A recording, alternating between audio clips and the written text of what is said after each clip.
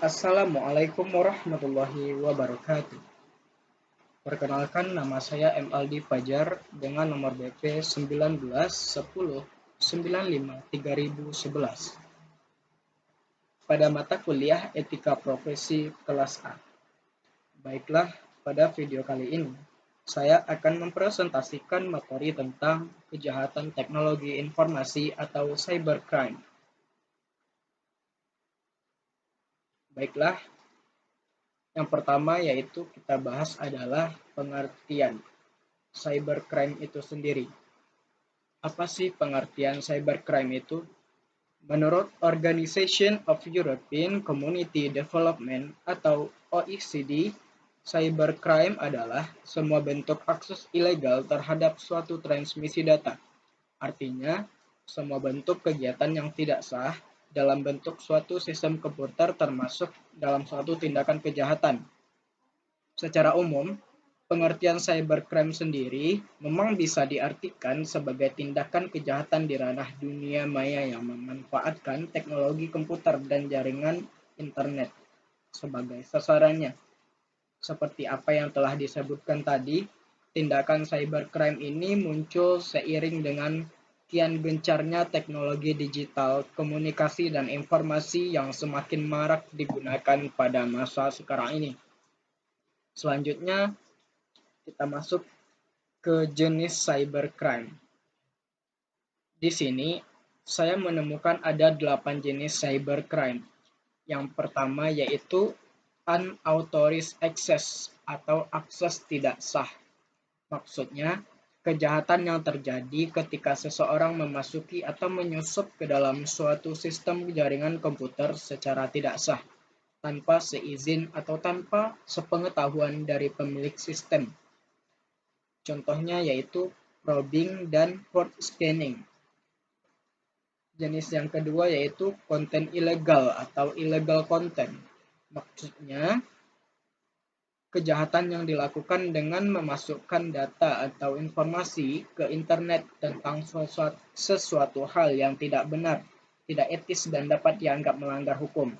Contohnya yaitu penyebarluasan pornografi, penyebarluasan isu-isu atau fitnah terhadap individu, biasanya public figure. Jenis yang ketiga yaitu penyebaran virus secara sengaja. Maksudnya melakukan penyebaran virus yang merugikan seseorang atau institusi dengan sengaja. Jenis yang keempat yaitu pemalsuan data atau data forgery. Kejahatan yang dilakukan dengan tujuan memalsukan data pada dokumen-dokumen yang penting yang ada di internet, biasanya dimiliki oleh institusi atau lembaga yang memiliki situs berbasis web database. Jenis yang kelima yaitu spionase cyber, sabotase, dan pemerasan. Spionase cyber ini merupakan kejahatan yang memanfaatkan jaringan komputer untuk melakukan kegiatan mata-mata terhadap pihak lain dengan memasuki sistem jaringan komputer pihak sasarannya. Selanjutnya sabotase. Maksud dari sabotase dan extortion atau pemerasan adalah jenis kejahatan yang dilakukan dengan membuat gangguan, perusakan, atau penghancuran terhadap suatu data, program komputer, atau sistem jaringan komputer yang terhubung dengan internet. Jenis yang keenam selanjutnya yaitu cyberstalking. Maksud dari cyberstalking ini yaitu kejahatan yang dilakukan untuk mengganggu atau melecehkan seseorang dengan memanfaatkan komputer. Contohnya, dengan melakukan teror melalui pengiriman email secara berulang-ulang tanpa disertai identitas yang jelas. Selanjutnya yang ketujuh yaitu hacking. Maksud dari hacking ini yaitu menjebol sistem keamanan komputer orang lain yang dilandasi dengan berbagai tujuan. Contohnya, pada tahun 1983, FBI berhasil menangkap kelompok hacker D414. Mereka melakukan hacking pada 60 komputer. Jenis yang ke-8 yaitu cracking. Sama seperti hacking, tetapi dengan tujuan mendapatkan keuntungan pribadi, dapat berupa kartu internet, password, data perusahaan, dan lain-lain. Pelaku kegiatan ini disebut dengan cracker. Contohnya, pernah terjadi pencurian 50.000 kartu kredit yang dilakukan oleh cracker dari Rusia yang bernama Dewis dan Piotrek. Nah, selanjutnya kita masuk ke contoh cybercrime. Contoh yang pertama yaitu memalsukan akun Facebook seseorang. Salah satu contoh kejahatan cybercrime yang paling sering terjadi adalah pengkloningan atau memalsukan akun Facebook milik seseorang.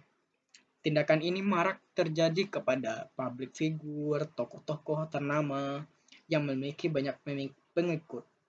Dengan banyaknya atensi yang diterima oleh akun kloningan, pemalsu biasanya akan semakin cepat mendapatkan korban.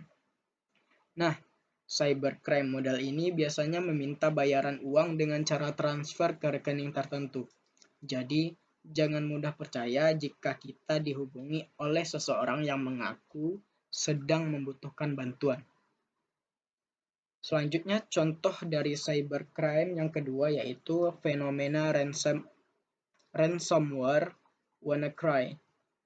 Beberapa tahun lalu, jagad digital sempat diramaikan dengan kemunculan virus komputer ransomware WannaCry yang mampu mengunci data komputer seseorang. Untuk bisa membuka dan mengakses data tersebut, yang harus kita lakukan adalah membayar sejumlah uang tebusan melalui wallet Bitcoin. Baiklah, hanya sekian presentasi yang dapat saya sampaikan. Apabila ada kata-kata yang salah, saya mohon maaf. Terima kasih atas perhatian dan mohon maaf atas kekurangannya. Wabillahi taufik wal hidayah. Wassalamualaikum warahmatullahi wabarakatuh.